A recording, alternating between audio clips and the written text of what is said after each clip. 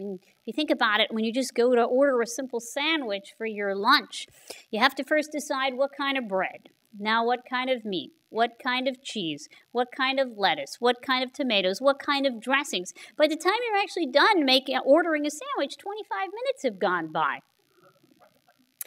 So what are the consequences of making people go through these sort of multi-part or choice series type decisions? Jonathan Levav and I, along with some critical people at the Audi car dealership, decided to run a study. And this was a real field study that was done with Audi car buyers in Europe. Now, unlike in the US, when you actually go to a car dealer in Europe, you don't just pick from one of the bundles. You decide, I want an Audi A4. Now you get to custom make your car. So these buyers of Audis have to make about 60 different decisions before they have a car. And so these decisions range in options that go anywhere from 56 to 4, or 4 to 56. So exterior car color, for example, you'd have 56 different choices to choose from. Gear shift, 4.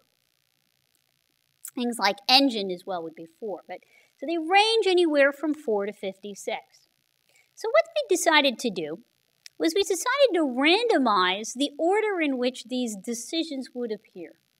We'll randomize in one case. And in the other two conditions, what we did was we had customers receive the decisions from high to low choice, so going from 56 to 4. In the third case, they went from low to high, 4 to 56. 11. Now, they're all making the same decisions. Per decision, if they don't want to choose or they find it too complicated, they can choose the default. That's what Audi has done to that's their sort of simplifying decision rule for them. And here's what you observe. In the high to low case, I'm going to compare high to low versus low to high.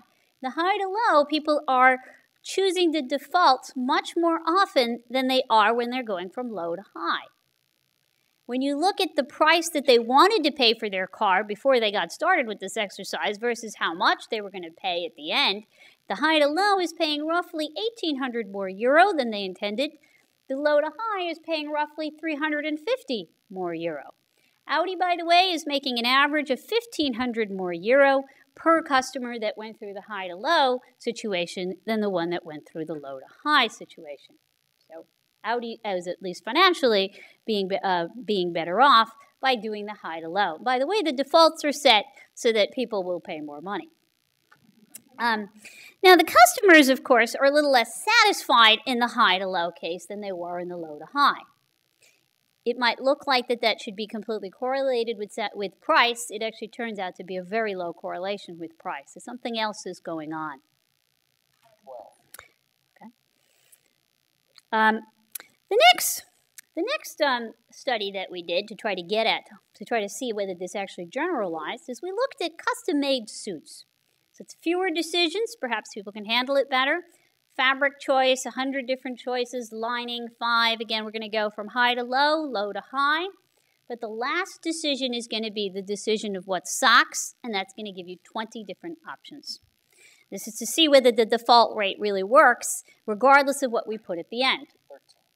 And here again, high to low defaults more than low to high. And this is true even when you look at the sock decision. Now what we did was we asked people, so in this case they actually they knew they were buying a suit, but as they were leaving, they were asked to participate in a little questionnaire study. And so we asked these buyers of suits, and these were MBA students in Europe, we asked these buyers of suits, recall your most recent vacation. What kind of emotion are you feeling right now? And we found that the high to low people were experiencing far more negative emotion than did the low to high. Now, what is interesting about these multi-part decisions is that it gives us a few interesting lessons about the too much choice problem, or the multiple choice problem. What it shows us is that if you slam a person with a lot of choice up front, much like it was in the 401k or in the jam, They get overwhelmed, they experience some negative emotion, probably also experiencing considerable amount of cognitive fatigue, and so they give up in the rest of the choosing process. So that's the bad news. The silver lining, however, is look at the people that go from low to high. Remember that the high to low and the low to high are actually having to make the same set of decisions. They just do them in a different order. They see the same information. They're making the same number of choices. And yet the low to high people are finding it easier to make the choices. They're finding it easier to keep up their cognitive and emotional energy with the choosing process. So can we learn something here about people's capacity that if you actually do it slowly for them, they might actually be able to engage in the choosing process enough to learn during the process how to choose for themselves. Can I get a little more? Okay. All right. I'll hurry this up. I want to tell you about the last multiple choice problem. And this is also one that is increasingly becoming more pervasive in the society in which we're living. And that is what I call the tragic choice.